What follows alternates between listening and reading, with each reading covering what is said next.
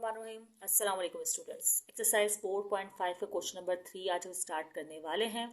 इससे previous questions जो हैं वो चैनल पर अपलोडेड हैं और प्रीवियस चैप्टर्स भी जो हैं वो चैनल पर अपलोडेड हैं। आप लोग वहाँ से उसे लर्न कर सकते हैं, सीख सकते हैं।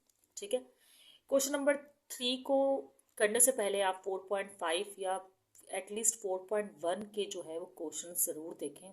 सॉरी 4.5 के तो देखें और 4.4 के। ओके, इससे जो पहले हम कर रहे थे ना, इससे पहले वो हम करते हैं अरिथमेटिक सीक्वेंस। आज हम कर रहे हैं ज्योमेट्रिक सीक्वेंस एक्सरसाइज 4.5 में। चलिए ज्योमेट्रिक सीक्वेंस स्टार्ट करते हैं। क्वेश्चन आपके सामने है, find the nth term of the geometric sequence.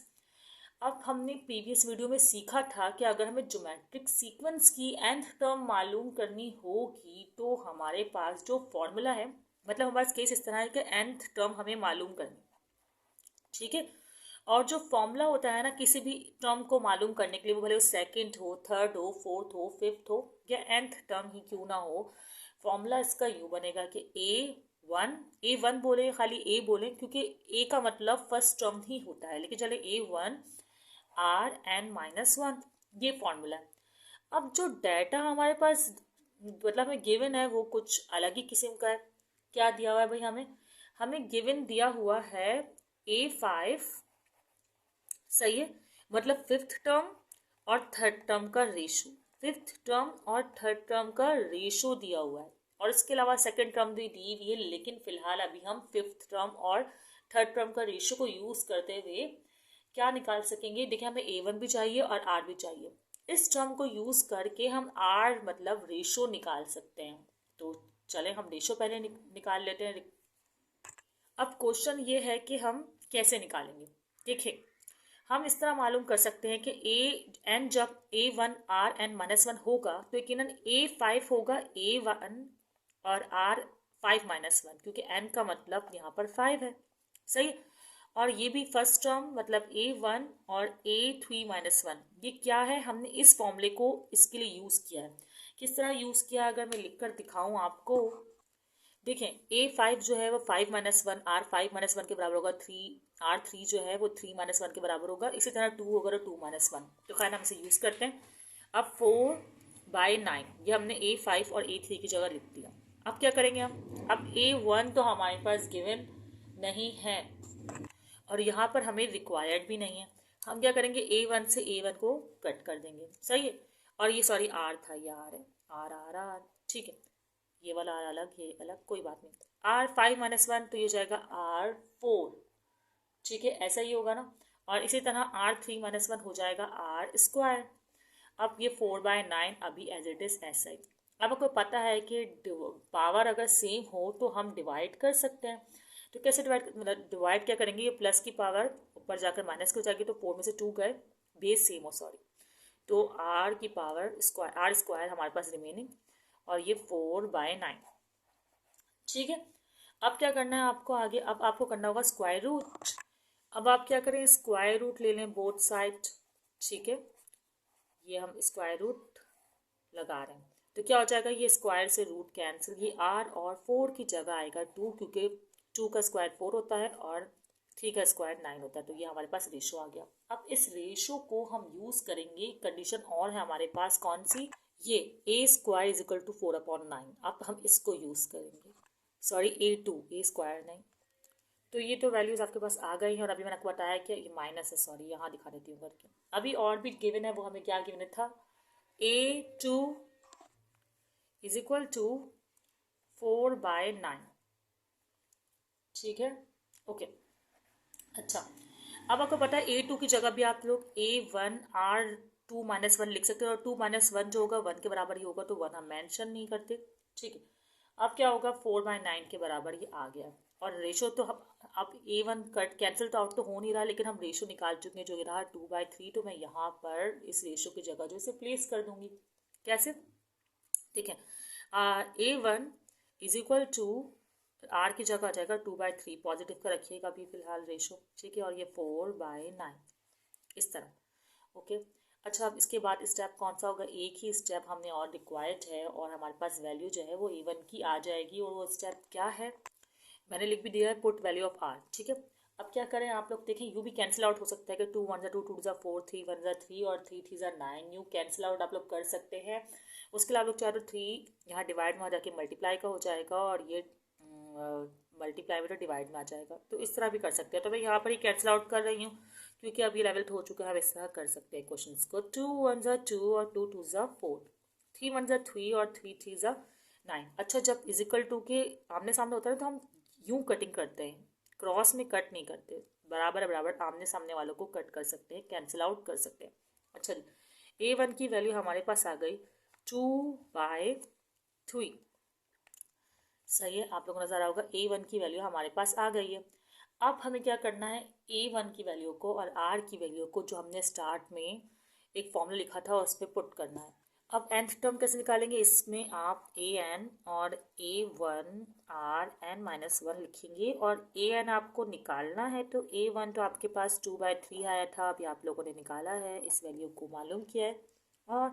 और rn-1 बोल रहे हैं तो r जो है इस वक्त आपके पास आपको 2 पुट करने, देखें एक प्लस 2/3 आया है ना अभी आपके पास, तो आप क्या करें अभी फिलहाल 2/3 पॉजिटिव का ही जो है वो प्लेस करें। ठीक है, ये हो गया और ये हो गया n-1।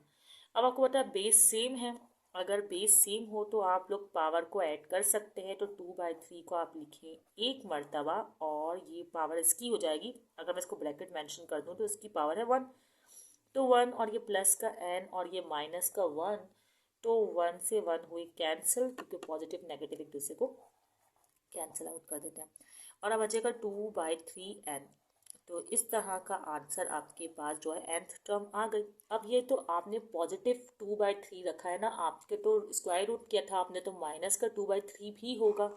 देखिए मुझे माइनस का 2/3 भी इसमें प्लेस करना है ना, तो मैं इस इक्वेशन को नाम दे देती हूँ इक्वेशन 1, ताकि मैं जब वर्डिंग लिख रही हूँ तो मैं ये मेंशन कर सकूँ। तो अब इक्वेशन 1 थी हमारे पास a1r इज इक्वल टू 4/9। ठीक है, यहाँ पर मुझे -2/3 लिखना, क्यों, देखें एक प्लस में माइनस में स्क्वायर रूट किया है, तो a1 और r की वैल्यू इस बार -2/3 और ये हो गया 4/9 is equal to 4/9, sorry is equal to must be mentioned. Okay, अच्छा अब दूसरा मेथड यूज़ करते हैं, मतलब पहले तो मैं डायरेक्टली कैंसिलेशन करवा दी थी, अभी भी कर सकते हैं, लेकिन समझाने के लिए दोनों तरीके। 3 यहाँ डिवाइड में वहाँ जाके मल्टीप्लाई, तो मतलब 4 × 3, और यहाँ 2 मल्टीप्लाई में तो डिवाइड में, तो इसका मतलब 9 × -2। खैर माइनस कहीं भी लिख सकते थे, यहाँ 3 के साथ भी इससे कोई फर्क नहीं पड़ता। अब 3 1 3 और 3 3 9, इसी तरह 2 1 2 और 2 2 4।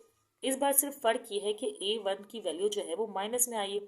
अब 3/2 आप इस तरह लिखें कि मतलब सॉरी 2/3 आप इस तरह लिखें कि -2/3, यूँ लिखते हैं, एक ही बात है, क्योंकि भले यहाँ 3 के साथ माइनस आया है लेकिन एक ही बात होती है, ये वाले कॉन्सेप्ट तो आपको पता है। अब क्या करेंगे, इस a1 की वैल्यू को वो जो आपकी फर्स्ट इक्वेशन है इसमें दोबारा प्लेस करेंगे, सॉरी फर्स्ट इक्वेशन में नहीं, फर्स्ट जो आपने फॉर्मूला किया था एन टर्म का, उस एन टर्म के फॉर्मूले में दोबारा प्लेस करेंगे।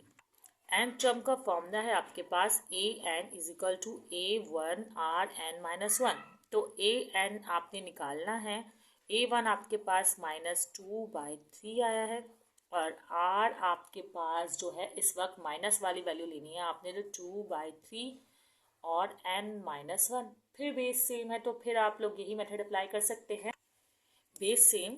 ठीक है, an -2/3 प्लस का 1 प्लस का n और -1, ये कैंसिल, और पॉजिटिव n जो है वो आपका आंसर आ जाएगा।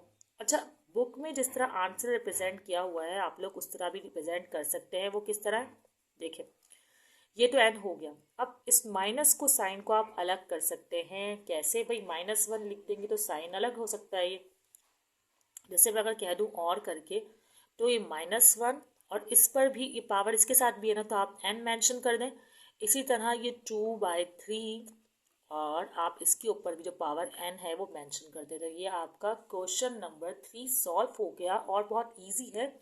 अगर थोड़ी प्रॉब्लम हुई तो फिर से रिकॉल कर दूं मैं। रिकॉल ये है कि हमें मालूम करनी थी nth टर्म। अब nth टर्म के लिए ये फॉर्मूला तो मैंने लिख दिया, लेकिन ना मेरे पास रेशो था ना मेरे पास a1। फिर मैंने गिवन वाली फर्स्ट कंडीशन को यूज़ किया और मैंने रियलाइज़ किया कि A1 तो कैंसिल हो जाएगा, इससे हम रेशो मालूम कर सकते हैं, तो रेशो मैंने इससे मालूम कर लिया। फिर रह गई A1।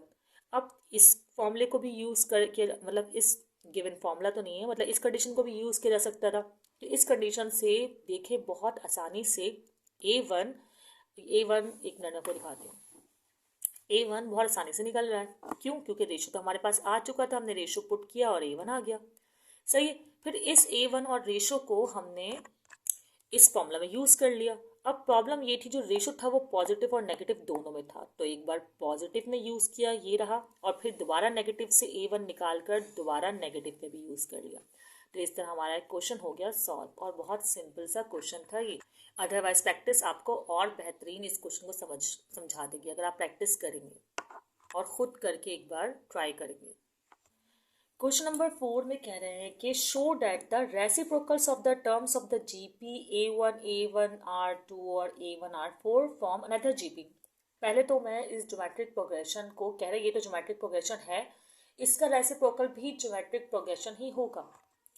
चलें अब पहले रेसिप्रोकल्स लिख लेते हैं। द रेसिप्रोकल्स किसके लिखने? इसी ज्योमेट्रिक टर्म्स के। ठीक है, टाइम जा रहा है कि मुझे पहले लिखना चाहिए। चलो खैर, terms are A1, sorry reciprocals लिखने तो 1/A1 इस तरह लिखना चाहिए ना मुझे, 1 रेसिप्रोकल ऑफ, और 1 A1R2, मतलब जो टर्म है उसका रेसिप्रोकल लिख रही हूँ। अब यहाँ पर 1, फिर A1R4 रेसिप्रोकल लिख दिया, इसी तरह सो ऑन। ठीक है। अच्छा, अब आपको करना क्या है? अब आपको करना ये है, इस तरह के प्रूफ करना है कि ये भी ज्योमेट्रिक प्रोग्रेशन की सीरीज़ है। तो ज्योमेट्रिक प्रोग्रेशन की सीरीज़ का एक केस होता है, वो केस ये होता है कि फर्स्ट रेशो और सेकंड रेशो, मतलब इन दोनों का रेशो और इन दोनों का रेशो बराबर होना चाहिए। जैसे फॉर एग्जाम्पल मैं से अगर R1 कह रही हूँ और से R2 से R3, तो होना इस तरह चाहिए, सॉरी इसे मैं A1 कह रही हूँ, इसे A2, इसे A3 कह रही हूँ, तो होना इस तरह चाहिए कि